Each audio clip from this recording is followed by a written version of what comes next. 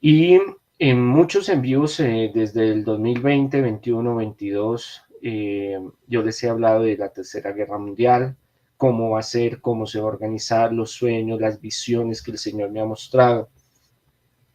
Y yo les dije en más de una ocasión que Putin no se iba a quedar quieto con Ucrania, que ganando Ucrania, por eso es que le hacen peso la ONU y, perdón, la OTAN, ya estoy confundiendo la ONU con la OTAN y Estados Unidos y Occidente, para que él no siga expandiéndose.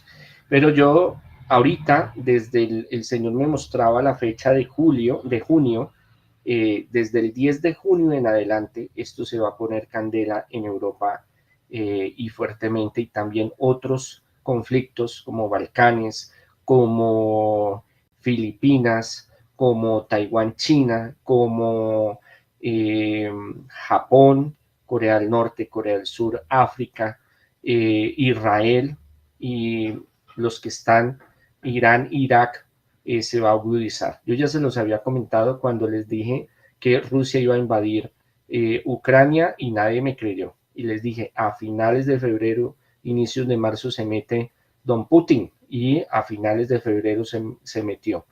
Les dije de el problema que se iba a dar, eso lo dije el año pasado, de Israel con los palestinos y que eso iba a escalar y cómo iba a ser y cómo iban a destrozar Gaza. Mire cómo está esa carnicería tan terrible. Entonces, la cuestión va a seguir emergiendo. Se están preparando, se van a seguir preparando, porque para el 2025 es posible que sea la tercera guerra mundial. Este año no lo veo todavía. Estamos como en el borde del filo de la navaja, que en cualquier momento puede haber cualquier cosa y se prende esta cosa.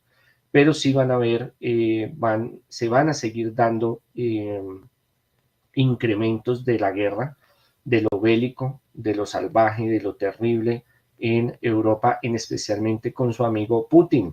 Entonces, países bálticos, Letonia, Lituania, Estonia, Finlandia, Polonia. Putin le tiene una obsesión con Polonia, pero dura, fuerte. Entonces, ahorita junio, desde el 10 de junio se va a empezar a incrementar estos problemas. Julio va a ser otro mes tremendo. Octubre y noviembre va a ser fuerte. Todo están organizándolos, todo se está organizando para la tercera guerra mundial en el 2025. Yo se los vengo comentando desde hace ya varios años. Por favor, debemos de orar muchísimo para que eso no se calme la situación. Pero Putin no se va a quedar quieto, así como hicimos un en vivo, apenas Putin entró a Ucrania, les comenté que la sed que él tenía de unificar de nuevo la antigua Unión Soviética, no se iba a dar por vencido y no era una cuestión de un momento a otro. Eh, ahí está el conflicto entre China y Taiwán, y yo les dije muchas veces que si apenas entre China, Taiwán, ya podemos decir que se inició la Tercera Guerra Mundial. Yo les he explicado que son varios conflictos al tiempo que van a coger fuerza y después se van a unir como una maraña, y eso va a hacer que se escale en la Tercera Guerra Mundial. Pero tenemos que orar y pedirle mucho al Señor. Dios todo lo puede cambiar.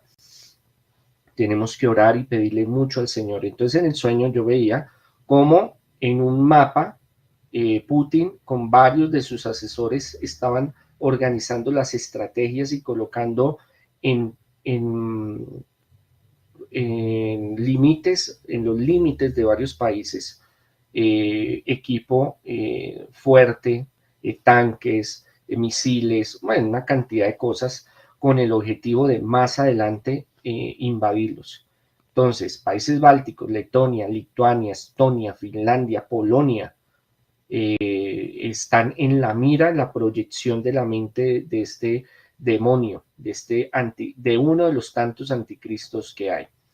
Xi Jinping no se queda atrás, Kim Jong-un no se queda atrás. Ellos ya lo tienen organizado, planeado, lo que pasa es que no saben cuándo. Entonces tenemos que orar y pedirle al Señor. Por favor, mucha oración, porque si se totean, si se dan bala por allá, aquí también nos afecta. Y afecta a México, afecta a Colombia, afecta a muchos países del mundo. Europa, Estados Unidos. Entonces la cuestión es tremenda, es tremenda. Hay un plan de lucha de varios globalistas, yo se los había explicado a ustedes, y hasta que salió Lavrov diciendo del nuevo orden mundial y Biden del nuevo orden mundial. Me preguntan de Trump, ya lo hablamos en el vivo pasado, lo veo como presidente de Estados Unidos.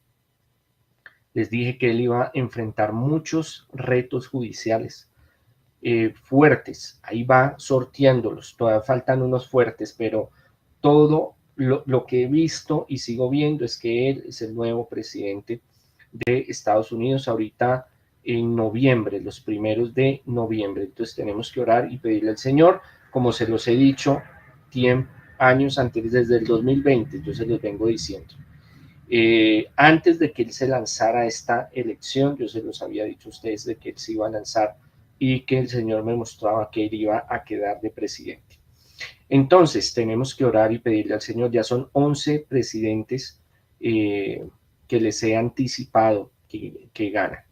Ahorita, todo como que ha dado una vuelta tremenda en el mundo. Entonces, Europa, yo se los había comentado años anteriores, el año pasado, este año, de que la derecha se iba a tomar el poder en Este lunes 24 de junio, Rusia amenazó a Estados Unidos con tomar represalias tras acusarlo de estar detrás de la muerte de niños rusos. Estas fuertes declaraciones surgen un día después de un bombardeo ucraniano en Crimea, el cual, según Moscú, se llevó a cabo con misiles estadounidenses. Rusia sostiene que Estados Unidos se ha convertido en parte del conflicto al autorizar a Kiev utilizar misiles de largo alcance contra regiones rusas y de Crimea, una península que Moscú se anexó en 2014. Dmitry Peskov, portavoz de la presidencia rusa, afirmó que la participación directa de Estados Unidos en los combates tiene que tener consecuencias. El ejército ruso informó que Ucrania lanzó misiles ATACMS, de los cuales 4 fueron derribados cerca de Sebastopol. Este ataque dejó al menos 4 muertos, incluidos 2 niños, y más de 150 heridos. Moscú insiste en que Ucrania no puede llevar a cabo ataques con misiles ATACMS sin la ayuda de especialistas y tecnología de inteligencia estadounidense. Por su parte, Washington y países europeos han autorizado a Kiev a utilizar armas occidentales para atacar objetivos militares en territorio ruso. La comunidad internacional, en su mayoría, no reconoce la anexión de Crimea por parte de Rusia. Desde su perspectiva, los objetivos militares en Crimea y dentro de Rusia son legítimos, ya que las fuerzas ucranianas están bajo presión debido a la escasez de recursos. En respuesta, el presidente ruso Vladimir Putin ha amenazado con proporcionar armas equivalentes a enemigos de las potencias occidentales. Además, la Cancillería rusa convocó a la embajadora de Estados Unidos en Moscú, Lane Tracy, para comunicarle las medidas de la represalia. Todo esto sucede en un contexto en el que Corea del Sur, Japón y Estados Unidos condenaron el reciente acuerdo militar entre Corea del Norte y Rusia. Este pacto podría aumentar el suministro de armas de Pyongyang a Moscú, lo que prolongaría el conflicto de Ucrania y desestabilizaría aún más la región. El comunicado conjunto de Corea del Sur, Japón y Estados Unidos destaca que estas acciones violan múltiples resoluciones de la ONU y amenaza la estabilidad global. Las 3 naciones reafirmaron su cooperación para contrarrestar estas armas y exhortaron a Corea del Norte a volver a las negociaciones. La situación en Ucrania sigue siendo muy tensa y las acusaciones y amenazas entre Rusia y Estados Unidos solo aumentan la incertidumbre. El Kremlin amenazó el lunes 24 de junio de 2024 a Estados Unidos de posibles consecuencias y convocó a su embajada en Rusia al día siguiente de un bombardeo ucraniano en Crimea que, según Moscú, se hizo con misiles estadounidenses. El portavoz de la presidencia rusa, Dmitry Peskov, calificó el bombardeo contra Sebastopol de barbarie y acusó a Washington de matar a niños rusos. 2 de las 4 víctimas del ataque contra la península anexada por Moscú en 2014 eran menores. Es evidente que la participación de Estados Unidos en los combates, su participación directa, que conlleva la muerte de ciudadanos rusos, tiene que tener consecuencias, insistió Peskov. El tiempo dirá cuáles serán, añadió. El Ministerio Ruso de Relaciones Exteriores anunció a su vez que convocó a Lane Tracy, la embajadora estadounidense en Moscú, para comunicarle medidas de represalia. Washington tiene la misma responsabilidad que el régimen de Kiev en esta atrocidad, añadió después en un comunicado. El ataque no queda impune, insistió. Rusia afirma que el bombardeo del domingo contra Sebastopol se realizó con misiles ATACMS suministrados por Estados Unidos y cargados con ojivas de racimo. Las autoridades nombradas por Moscú en Crimea señalaron que los misiles golpearon una zona con playas y hoteles en la ciudad portuaria. En un encuentro con medios internacionales a principios del mes, el presidente ruso, Vladimir Putin, había criticado el envío de armas de largo alcance a Ucrania por parte de las potencias occidentales. Si alguien piensa que es posible suministrar esas armas a una zona de guerra para atacar nuestro territorio, ¿por qué no tenemos derecho a enviar armas del mismo tipo a regiones del mundo donde se golpearán instalaciones sensibles de países que actúan contra Rusia?, había preguntado. Es decir, la respuesta puede ser asimétrica, lo pensaremos, añadió. Peskov también se refirió a las declaraciones de Putin, quien aseguró que los países occidentales proporcionaban datos a Ucrania para los bombardeos. Crimea es Ucrania, insistió Andrei Yermak, jefe de la oficina del presidente ucraniano. Un asesor del presidente ucraniano, Mikhailo Polodiak, sugirió a su vez que Crimea era un objetivo militar legítimo. Si te gustó el video, no olvides darle like y suscribirte a nuestro canal para seguir informado.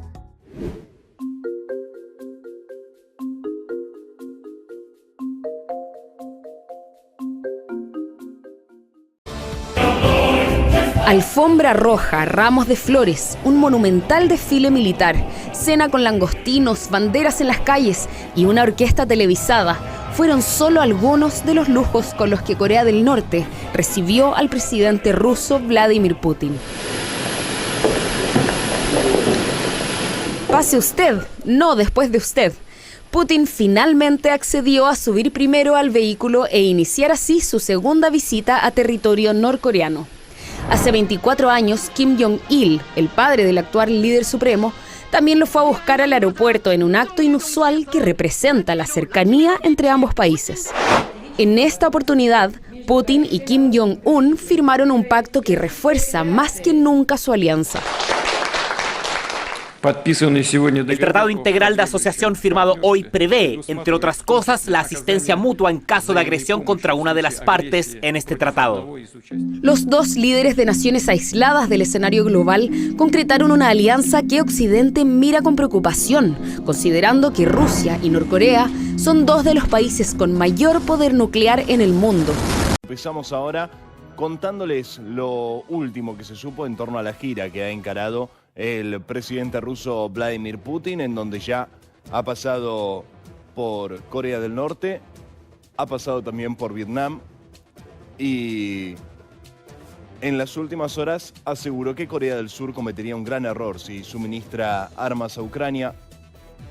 Esto fue mientras brindaba una conferencia de prensa en Vietnam, luego de la repercusión que dejó su última partida de Corea del Norte.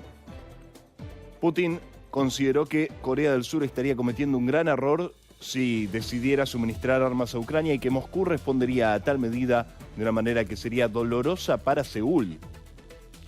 Esto fue, como les decíamos, en una conferencia de prensa en Vietnam. Estaba reaccionando a un informe de Yonhap News el jueves anterior que decía que Corea del Sur iba a revisar la posibilidad de suministrar armas a Ucrania después de que Putin y el líder norcoreano Kim Jong-un firmaran un acuerdo de defensa mutua.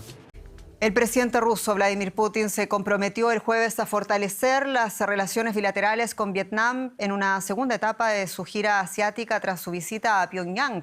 El líder ruso persiste en contrarrestar los esfuerzos de las potencias occidentales por aislar a su país debido a la invasión a Ucrania. Y en Hanoi, Putin y su homólogo vietnamita To Lam anunciaron una cooperación en defensa con el objetivo de construir a la estabilidad internacional. Esta visita oficial ha sido fuertemente criticada por Estados Unidos. Putin subrayó que ambos países defienden firmemente los principios de la supremacía del derecho internacional y la soberanía, la no interferencia de los asuntos internos de otros estados. En Gaza se están intensificando los ataques israelíes contra Rafah, al sur de la franja, después del informe de Naciones Unidas que asegura que estos bombardeos podrían constituir crímenes contra la humanidad. Jero. Al menos 2 personas han muerto y una docena han resultado heridas, muchas mujeres y niños, por el bombardeo israelí contra una casa en el campo de refugiados de Nuseirat.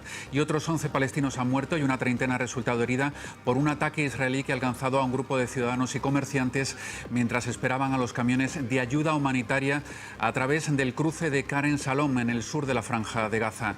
Mientras tanques y drones israelíes avanzan hacia los barrios occidentales de Rafah, precisamente la carretera donde se ha producido este último ataque es uno de los puntos donde las Fuerzas Armadas de Israel dijeron este domingo que harían pausas tácticas para permitir la entrada de ayuda.